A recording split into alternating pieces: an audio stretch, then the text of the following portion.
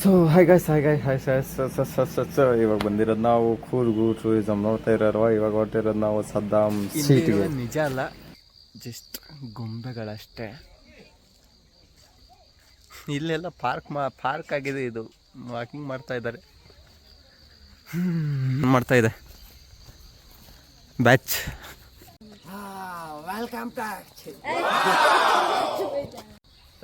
Welcome to Coorg. Reach ಆಗಿದ್ದೀವಿ.